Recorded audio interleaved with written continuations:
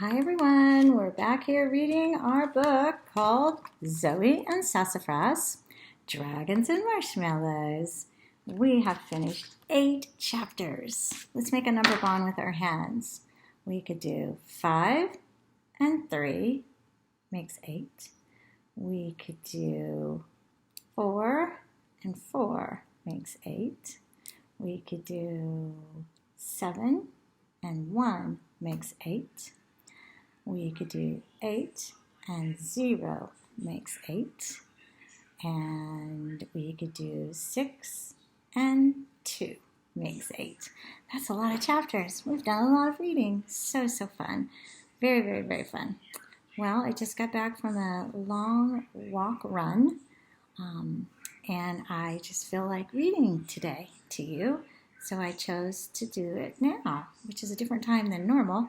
But I am choosing to do what I feel like doing. So it is reading time. All right, let's review our story a little bit. And before we read, I'm going to start us off with something to think about while we are reading and something to focus on throughout our day today. And I want you to say after me, I am confident. I am focused. I am unstoppable. Let's do it again. I am confident. I am focused. I am unstoppable. Yay! So during the story, let's be confident, focused, and unstoppable as we get ready to go about our day and do our very, very best effort all day long. Okay, our story is about a girl named Zoey. She is an explorer. She's very curious, just like you. She reminds me a lot of all of you. She is a lot like her mother in that she has a special talent in that she can see magical animals and perhaps hear them too. We're not certain yet, but we think so. She was given a great job of caring for the animals that might come her way during this time while her mother is away on a trip. And she's so excited. She was so excited for the challenge. She finally had the doorbell. The doorbell went off, and lo and behold, there was a dragon. The dragon came in, was very, very sick, wasn't feeling well at all. She decided that maybe the dragon was the runt of the litter. That means the last one born. And she ran an experiment during this last chapter. She tried to figure out what it was she could feed the dragon. She remembered a time on a hike with her mother when they came across a baby, was it a snake? I think it was a snake, but I can always go back and look. She remembered that all the other snakes slithered out of their shell, but this snake just sat there and stayed still. And her mom quickly grabbed a worm and fed the snake the worm, and the snake went on its way. So sometimes the last one born doesn't get as much air or as much food or as much warmth or all the other things it needs to come out feeling great with. But doesn't mean it's going to die. It just means that it needs a little extra help when it's born. All right, so she ran her experiment. She found out that the dragon's favorite was cereal. No, the dragon did not like cereal. She found out that the dragon loved to eat apple slices. No. How about eggs? No. How about cheese? How about a granola bar? Remember, she had a controlled experiment. She had a list of items. She gave the same amount of each item to the dragon to see which one he would go for. And he ended up liking the... I'm going to clap it and see if you can remember it. That's right. Marshmallows. Marshmallows. Dragons eat marshmallows. Oh my goodness. I love marshmallows on a s'more. That's that graham cracker, chocolate, marshmallow, chocolate, graham cracker, all melted together in deliciousness. All right, let's see what happens in chapter 9. Sassafras. I woke up early and reached out to give Sassafras his morning snuggle. His usual spot by my feet was cold and empty. I sat up and looked around my room. No Sassafras. Sassafras, I hollered. Sassafras. Still nothing. He was always here when I woke up. Where could he be? He had to be around here somewhere. Maybe he went out to the barn? I quickly threw on a jacket and a hat. It sure was cold out. I opened the barn door and called out, Sassafras, are you here? Are you in this barn? Instead of running to greet me, I heard him meow from Marshmallow's pen. I peeked at them. Sassafras, you scared me. What are you doing in here? Were you missing, Marshmallow, sweet boy? I held out my hand, expecting Sassafras to come over for his morning cuddles, but he wouldn't budge from the dragon's side. I got closer and put a hand down to pat both Sassafras and Marshmallow. Here's Sassafras, right here. See the marshmallow? Still sleeping. Here's Sassafras. And I don't know, what do you think Sassafras is going to do? I reached my hand down, and as soon as my hand, that's how this page ends. What do you think? Does Sassafras look excited about the morning cuddle? Excited about the pet? Or not? Let's turn the page and find out. As soon as my hand touched Marshmallow's back, I jumped. He was like a block of ice. Oh, freezing cold. Why was he so cold? And he wasn't moving. Oh no, something was really wrong. And then it hit me. Our little dragon was a reptile. How could I have forgotten that reptiles cannot make their own heat? I jumped to my feet in search of a heater. Thankfully, the third cabinet I looked in had a nice space heater. I let out a big sigh of relief. I plugged it in and set it in the pen facing the dragon. I should have remembered this. What kind of scientist am I? Only a few months ago, my friend Sophie went on vacation. She had just gotten the sweetest little baby lizard as a pet. I was over the moon, excited to watch that baby lizard while she was gone. We'll find out about the baby lizard after I show you the picture of the space heater. So she looked in the cabinets. She found this is a space heater. She can go plug it into the wall. It's a smaller heater, and she can move it over by the dragon because she's found out, or she remembered, that reptiles do not make their own heat. They need to have heat given to them. See what's going to happen. I was over the moon, excited to watch him while she was gone. When she brought over her baby lizard, this big lamp thing was resting on top of his terrarium. A terrarium is where lizards like to live. Sophie told me that it was his heat lamp, and she made me pinky promise to be really careful about always leaving it on. I thought that was weird, so I asked her why. Well, she said, he needs something to make him warm all the time. He's cold-blooded, so he can't do it by himself, she told me. If you don't plug in the lamp, he can get really sick or die of being too cold. After Sophie left, I asked my mom to tell me more about what being cold-blooded meant. Well, my mom said, reptiles are cold-blooded. Mammals like Sassafras and us keep warm using energy from the food we eat. We can even keep ourselves the same temperature by sweating when we are too hot and shivering when we are too cold. We are warm-blooded animals. But reptiles like Sophie's lizard can't use food energy to keep themselves warm, she continued. Reptiles can't shiver to warm themselves up either, like we can.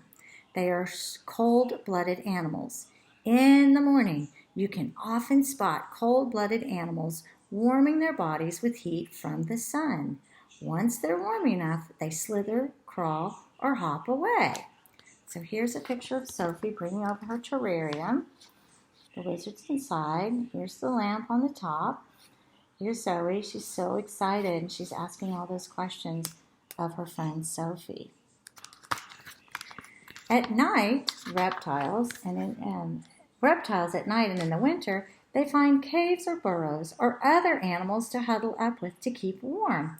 It's important to keep pet reptiles at a safe temperature using something like a heat lamp.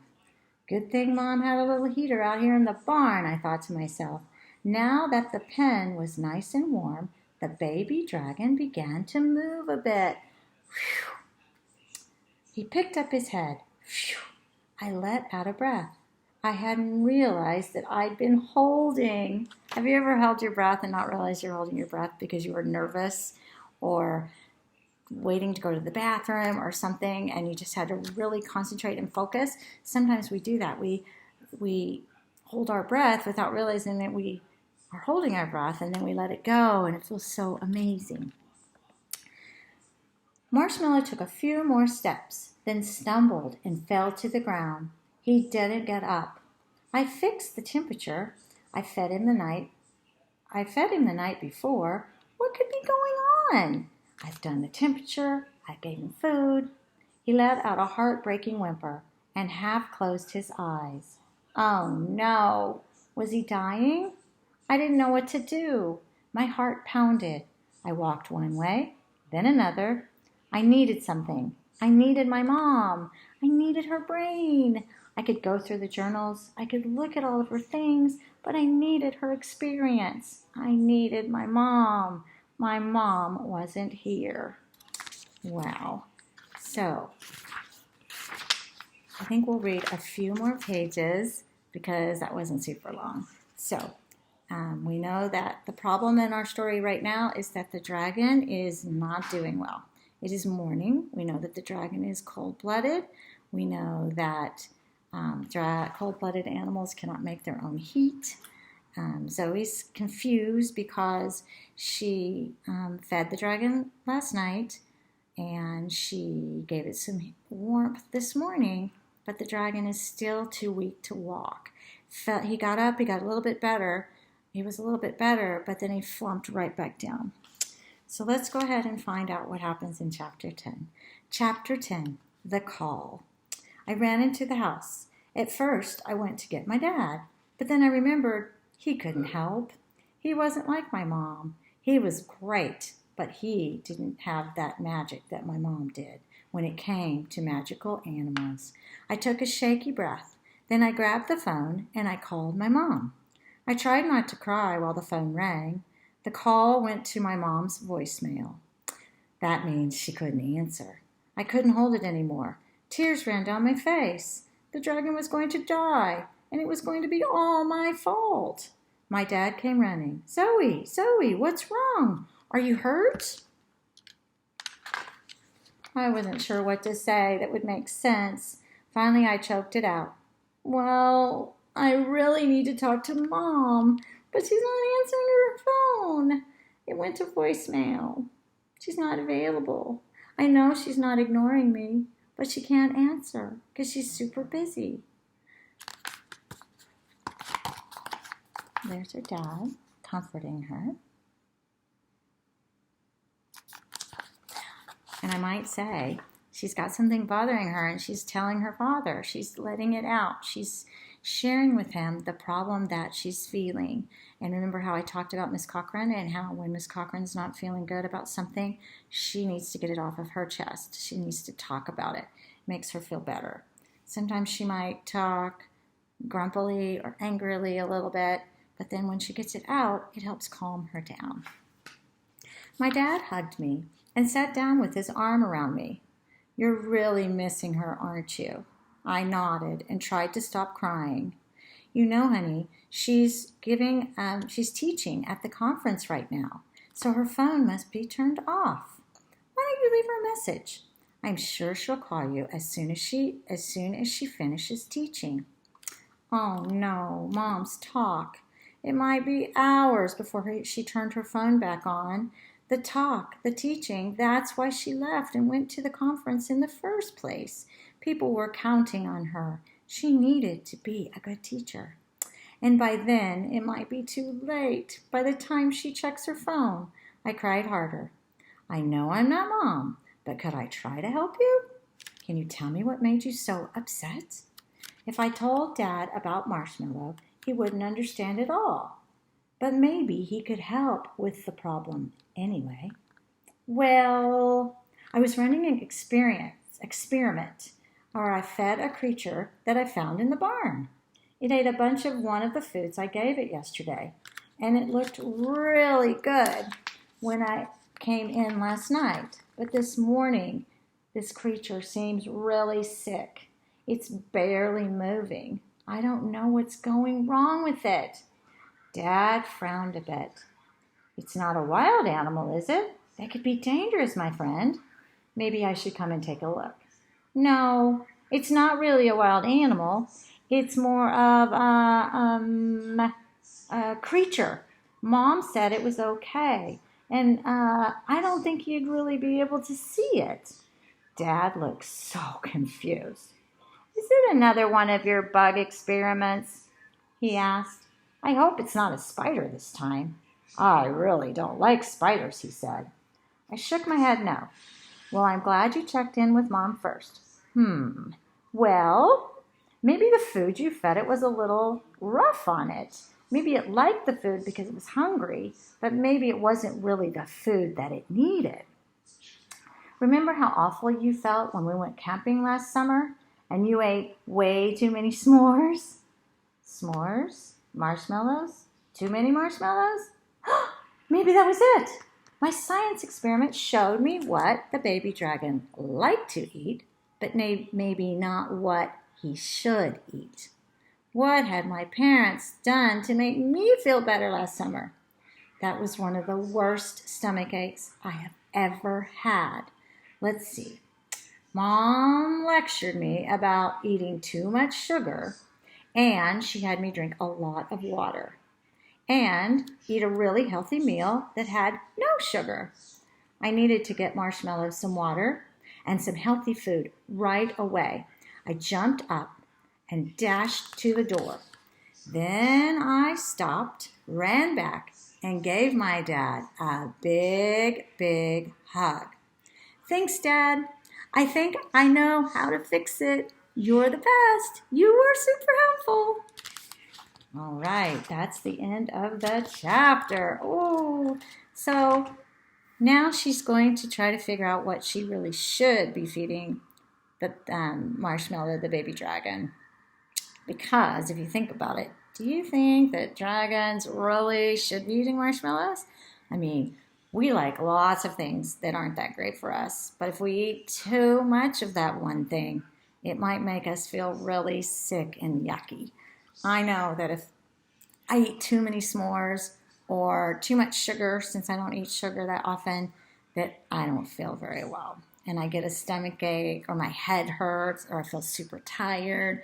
So our bodies all need certain foods to stay healthy. That's why we eat the things that our families feed us, because they know what is good for us and what will make our bodies strong.